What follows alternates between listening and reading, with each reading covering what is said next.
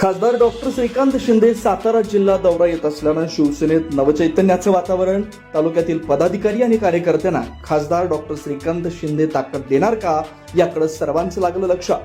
खासदार डॉक्टर श्रीकांत शिंदे यांच्या जिल्हा दौऱ्याच्या नियोजनासाठी जिल्हाध्यक्ष रणजितसिंह भोसले यांचा तालुकानिहाय बैठका सुरू. शिवसेनेचे युवा नेते खासदार डॉक्टर श्रीकांत शिंदे हे येत्या काही दिवसात सातारा जिल्ह्यातील पक्षाचा आढावा घेण्यासाठी सातारा दौऱ्यावर येत आहेत. त्यांच्या या दौऱ्याकडे सर्वच पदाधिकाऱ्यांचं लक्ष आहे. त्यांच्या दौऱ्यामुळे सातारा जिल्ह्यातील पदाधिकारी आणि कार्यकर्त्यांमध्ये नवचैतन्याचं वातावरण निर्माण झालंय. पदाधिकारी आणि कार्यकर्त्यांना डॉक्टर श्रीकांत शिंदे ताकद देणार का याकडे देखील आता सर्वांचं लक्ष आहे.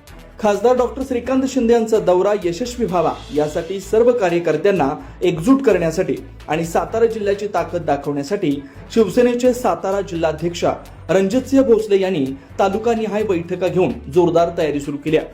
शिवसेना हा सत्तेतला पक्ष आहे. सातारा जिल्ह्यातील पदाधिकाऱ्यांना देखील सत्तेचा वाटा मिळावा आणि त्यांनाही ताकद मिळावी यासाठी खासदार डॉक्टर श्रीकांत शिंदे यांच्या दौऱ्याकडे पदाधिकारी आणि कार्यकर्त्यांनी डोळे लावले. आपल्या अडीअडचणी त्यांनी अगोदरच पत्राद्वारे खासदार डॉक्टर श्रीकांत शिंदे यांना कळवलेत. त्यामुळे खासदार डॉक्टर श्रीकांत शिंदे यांच्या सातारा जिल्हा दौऱ्याच्या वेळेला पदाधिकारी आणि कार्यकर्त्यांच्या अडचणीकडे ते लक्ष देणार का आणि त्यांच्या अडीअडचणी सोडवणार का याकडेच आता सर्व पदाधिकारी आणि कार्यकर्त्यांचं विशेष लक्ष आहे.